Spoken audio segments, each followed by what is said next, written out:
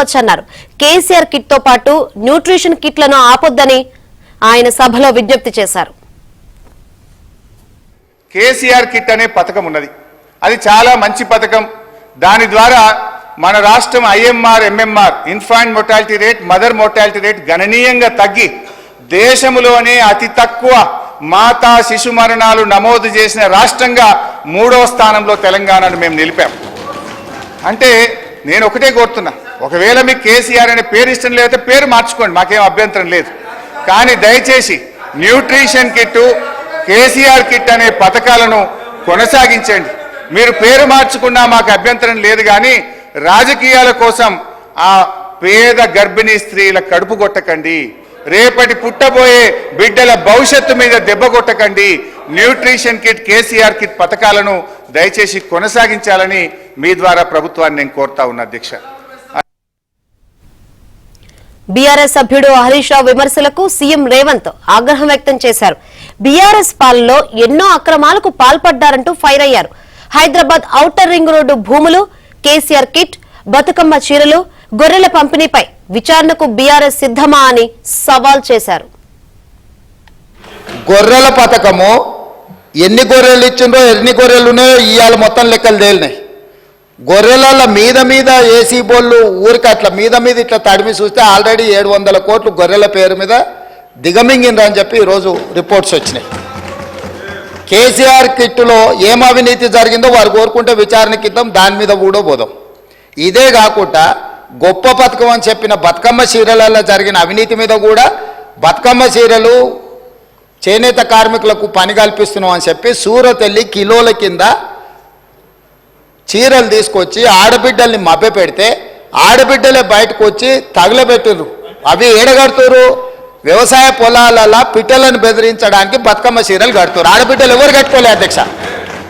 అంటే బతుకమ్మ ఒక సెంటిమెంట్ తెలంగాణ ఆడబిడ్డలకు, ఆ సెంటిమెంట్ను కూడా దోపిడీకే ఉపయోగించుకున్నారు. గొర్రెలు మా యాదవ్ సోదరులు అమాయకులు, మంచోళ్ళు, నమ్మితే ప్రాణం ఇచ్చేటోళ్ళు. మా కుర్మ యాదవ్ సోదరులను అడ్డం పెట్టుకొని వందలాది కోట్ల రూపాయలు కొల్లగొట్టి మింగితే ఇవాళ వాళ్ళ పంపకాల పంచాయతీలు వస్తే పోలీస్ స్టేషన్లో వాళ్ళే ఫిర్యాదు చేసుకుంటే ఆ కేసు ఏసీబీ విచారణకు తీసుకుంటే ఇవాళ ఇప్పటికే మీదనే 700 కోట్ల రూపాయలు వచ్చినాయన్నారు. ఇప్పుడు ఈడోళ్ళు వచ్చి కూర్చున్నారు. అదేవిధంగా మొన్నటి వరకు పదే మమ్మల్ని సవాల్ విసిరిండ్రు. ఏమని? అసలు కాళేశ్వరం మీద మేము పెట్టిందే 80,000 కోట్లు, కాళేశ్వరం ప్రాజెక్టే 80,000 కోట్లు అయితే 1,00,000 కోట్ల రూపాయల అవినీతి ఎట్లా జరిగింది? రాహుల్ గాంధీ గారు లీడర్ కాదు రీడరు అని ఇట్లాంటి మాటలు వీళ్ళే మాట్లాడారు. ఇప్పుడేమంటుండు? ఇప్పటి వరకు మేము 94,000 కోట్ల రూపాయలు కాళేశ్వరం ఖర్చు పెట్టినామంటున్నాడు. నిన్నటికి నిన్న పోయి చూసిర్రు ఎట్లా కూలిందో, ఇంకేమైనా మిగిలిందా లేదా అని. ఇవాళ ఇన్ని తప్పిదాలు చేసి ఉన్నాయని నమ్మి రంగారెడ్డి జిల్లాలో తమ రంగారెడ్డి జిల్లా నుంచి రిప్రజెంట్ చేస్తున్నారు అధ్యక్ష.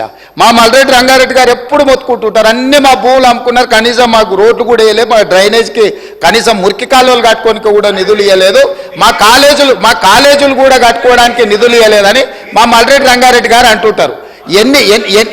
ఎన్ని వేల కోట్ల రూపాయల భూములు అమ్మినరో ఇవాళ లెక్క తీద్దాం అధ్యక్ష. ఇవాళ అప్పుల లెక్క ఏదైతే చెప్తుండో అమ్ముకున్న లెక్కలు చెప్తలేడు. ఇవాళ మేము ఇది కట్టినాం, మేము అది కట్టినాం, ఈ కట్టడాలు చెప్తున్నాం, అమ్ముకున్న లెక్కలు కూడా తెలవాలి కదా అధ్యక్ష.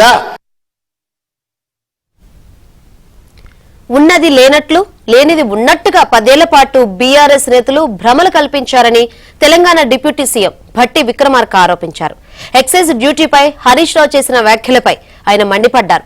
5 నిమిషాల్లోనే ప్రజలను మభ్యపెట్టే ప్రయత్నం చేస్తున్నారని ఆగ్రహం వ్యక్తం చేశారు. ఇంతకంటే అన్యాయంగా ఉన్నది లేనట్టు, లేనిది ఉన్నట్టు ఈ రాష్ట్ర ప్రజలకు భ్రమలు కల్పించి 10 ఏళ్లు రాష్ట్రాన్ని సర్వనాశనం చేశారు. ఇప్పుడు మళ్ళీ మొదలుపెట్టారు. 5 నిమిషాల్లోనే భ్రమలు కల్పించడానికి ప్రయత్నం చేస్తున్నారు. ఇది ఎక్కడ అన్యాయం అధ్యక్ష?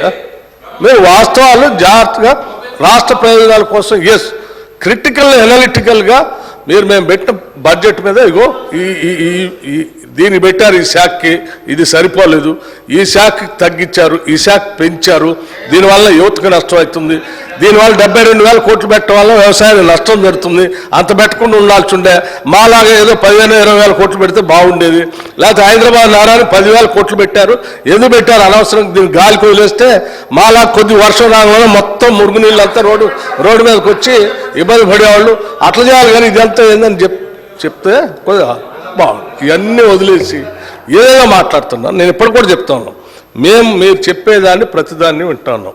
అసలు మేము ఏమనుకున్నాము, ఇంత బాగా బడ్జెట్ పెట్టాము, సరే ఈ బడ్జెట్ మీద నిన్న వారు బడ్జెట్ వినడానికి వచ్చారు కదా, ఎల్ఓపి గారు వచ్చారు కదా, వాళ్ళు వచ్చి ఏమైనా మాట్లాడతారేమో, ఏమైనా ఉంటే విని సమాధానం చెప్దాం అనుకున్నాం. వారు రాలేదు.